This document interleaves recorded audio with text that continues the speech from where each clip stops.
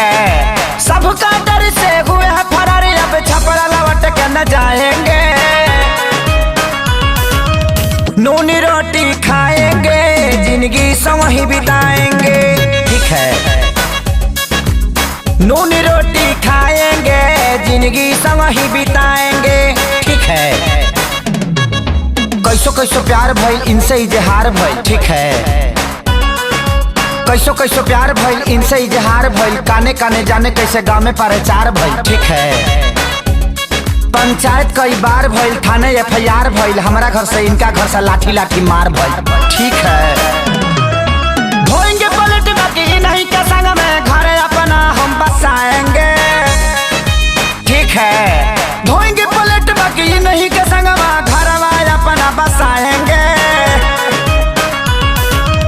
नून रोटी खाएंगे, जिंदगी संग ही बिताएंगे।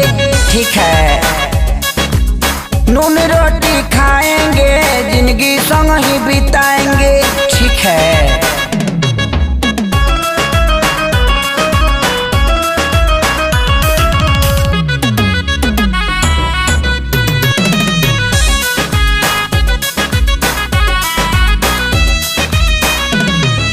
जाड़ा वाला रात रहे माघी बरसात रहे। ठीक है, जाड़ा वाला रात रहे माघी बरसात रहे। 8 बजे मिले खातिर इनका से बात रहे। ठीक है, मिले वाला धुन रहल, देह में जुनून रहल। काट ले कुकुर साला हर हर खून बहल। ठीक है, गोली भोले मारी दी कोई, इनको न हम बिसराएंगे।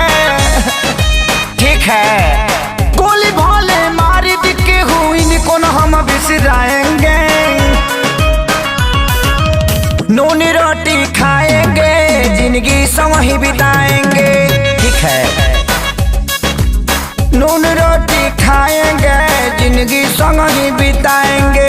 ठीक है,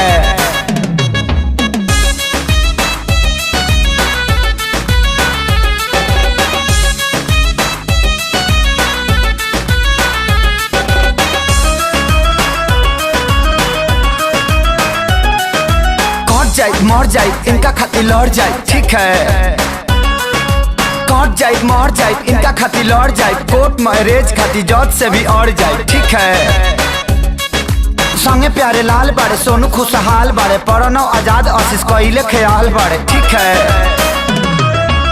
हाय हम खेसारी इनके बाप के हाथ न आएंगे। ठीक है, हाय हम खेसारी इनके बाप के हाथ न आएंगे। नून रोटी खाएंगे, जिंदगी संग ही बिताएंगे। ठीक है,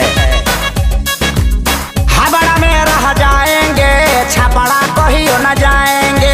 अरे नहीं हबड़ा में नहीं, हम गलती से बुला गई। ठीक है, नूनी रोटी खाएंगे, जिंदगी संग ही बिताएंगे। ठीक है, नूनी रोटी खाएंगे, जिंदगी संग ही बिताएंगे।